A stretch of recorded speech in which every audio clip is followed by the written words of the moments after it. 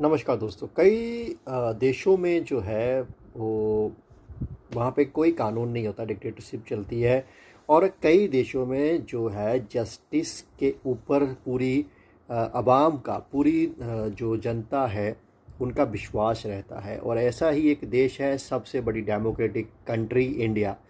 और इंडिया के Allahabad high court के चीफ जस्टिस शेखर कुमार का बयान आया है कि भाई जो बहुगिनती है उनके आधार पे उनकी मर्जी से ही देश चलेगा। तो ये एक मजाक लगता है जब कोई चीफ जस्टिस हो, बंदा बंदा जस्टिस जज की पोस्ट पे बैठा हो और वहाँ पे वो बयान दे रहा हो किसी भी सम्मेलन में जाके कि भाई जो बहुगिनती है उनके ही आधार पे जो है देश में फैसले लिए जाएंगे। तो भाई अगर बात करें बिजनेस की, तो सबसे बड़ा जो व्यापारिक समुदाय है वो है किसान। 11 करोड़ से 12 करोड़ जो है किसान हैं। ये ज़्यादा भी हो सकते थे, लेकिन ये हमारे देश की गवर्नमेंट की गलतियां हैं जिसकी वजह से ये 11 करोड़ 12 करोड़ ही रह गए हैं।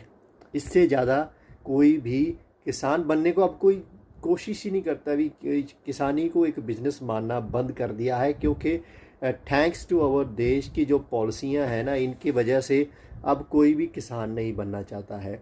वो स्टार्टअप का एक जो दौर लाए हैं डिजिटल इंडिया के हिसाब से, तो भाई डिजिटल इंडिया करते जाओ, लेकिन फार्मर के बिना फूड नहीं मिलेगा। ये याद रखना चाहिए किसी भी देश की गवर्नमेंट को।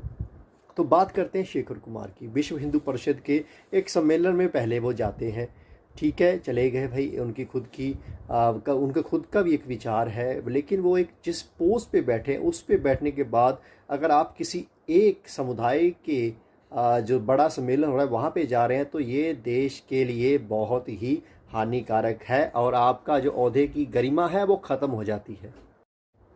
यहाँ पर ये समझाना बहुत मुश्किल है।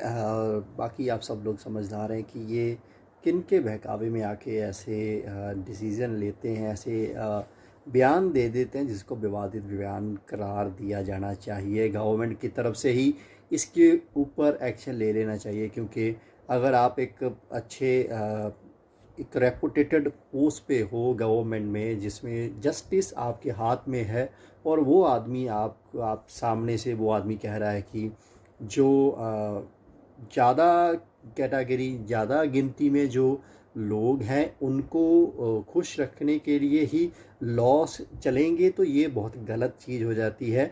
क्योंकि ऐसे तो भाई कुछ भी काम नहीं हो पाएगा। आप अगर बात करें कि जो ज़्यादा लोग, अगर ज़्यादा जनसंख्या देखें तो हिंदू है, हिंदू के अंदर भी काफ़ी ज़्यादा कैटेगरीज हैं। ऐसा नहीं है कि अगर आप हिंदू परिषद वाले भी अगर कोशिश करेंगे इसको विवादित हो जाएगा उनके लिए भी, क्योंकि हिंदुज़म के अंदर भी काफ़ी ज़्यादा कैटेगरीज बन जाएंगी।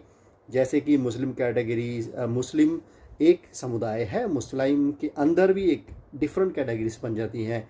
सिख हैं, उनके अंदर भी डिफरेंट कैटेगरीज बन जाती है। जात पात से दूर नहीं है कोई भी रिलीजन इंडिया के अंदर। तो अगर ऐसे कोई डिसीजन लेने की अगर आप सोच रहे हैं, तो फिर ये भी सोच के चलिए कि आप उस कैटेगरीज कैसे फॉलो कर पाएंगे। ऐसे किसी को खुश करने के लिए अगर कानून चलने लग गए, तो भारत का जो इतना पैसा खर्च करके 65 लाख रुपया 1948 से जो संशोधन हुआ था, संशोधन किया गया था संविधान के लिए, बार बार उसके ऊपर चर्चा भी होती रही, तो उनको भी क्या करने की ज़रूरत थी कि जब आपने आकर 2024 21वीं सदी से 22वीं सदी में आते आते आपने ये करार कर देना है कि चीफ जस्टिस होने के बावजूद आप कह रहे हैं कि जो समुदाय सबसे ज़्यादा बहुगिनती में है उसके खुश रखने के लिए ही कानून काम करेगा। तो ये तो बहुत गलत बात है किसी भी रेपुटेटेड पोजीशन पे बैठे हुए इंसान के लिए। पहले तो हम नरेंद्र मोदी जी का खुद को ही हम इस कैटेगरी में रखते हैं कि भाई वो खुद भी निष्पक्ष नहीं हो रहे हैं, वो एक ही समुदाय की तरफ चलते जा रहे हैं। वो समुदाय भी उनसे खुश नहीं है। ऐसा नहीं है कि भी अगर वो हिंदुज़म की बात करते हैं तो सारे हिंदू उनसे खुश हैं, और पढ़े लिखे हिंदू तो वैसे ही उनसे खुश नहीं हैं, क्योंकि उनको पता है कि जेबें भरी जा रही हैं वो किन की भरी जा रही हैं, और ये बार बार हिंदुज़म को क्यों आड़ में लेके आते हैं और किन को खुश करने के लिए कानून बनाए जाते हैं, ये सब कुछ सब लोगों को पता है। ऐसा कोई नहीं है कि भाई अगर हिंदुज़म की बात करते हैं तो हिंदू तो बांग्लादेश में भी हैं, वो भी उनका कत्लेआम हो रहा है, वहाँ पे बुरा हाल हो रहा है उनका। उनको बचाने के लिए गवर्नमेंट ने अभी तक कोई भी प्रॉपर एक्शन नहीं लिया है। अगर ऐसे ही बात है तो क्यों नहीं ऐसा लॉ पास करते कि भाई जो हिंदू हैं, हिंदू राष्ट्र बनाना है तो हिंदू जो होंगे वो एक ही कैटेगरी में होंगे। ऐसा नहीं है कि भी उनके अंदर भी आप जात पात को फिर से ले आएंगे, तो फिर से वही बात हो जाएगी कि भाई जो पंजाबी में कहावत है कि काना राजा हमेशा अपनों को ही बार बार खुश करने में लगा रहता है। तो बात ये है, अगर समझ गए होंगे तो बहुत अच्छी बात है। ये सिर्फ जो अडानी हैं, अंबानी हैं, इनको खुश करने के लिए ये लोग प्रोपेगेंडा चलाते हैं ताकि जो हम लोग ध्यान ना दें उन बातों पे जिन पे हमको ध्यान देना चाहिए। और ये मुद्दे क्या है, हर आदमी को पता है। टैक्स से लेकर फार्मिंग, हर जगह पे गरीब मिडिल क्लास को मारा जा रहा है। ऐसी बात नहीं है कि भाई उनका कोई फ़ायदा हो रहा है, कोई फ़ायदा नहीं हो रहा है, कहीं से भी कोई फ़ायदा नहीं हो रहा है। और ईवीएम की वजह से ये तीसरा टर्म जो मिला है तो उसको अच्छे से अगर मोदी जी संभाल लेंगे तो बेहतर है, नहीं तो ये सरकार 5 साल टिकने वाली नहीं है। तो इतनी बात आज ख़त्म करते हैं। अगर आपको वीडियो पसंद आई हो तो लाइक करना, शेयर करना, दोस्तों के साथ शेयर कर दो और सब्सक्राइब करना मत भूलना। जय हिंद।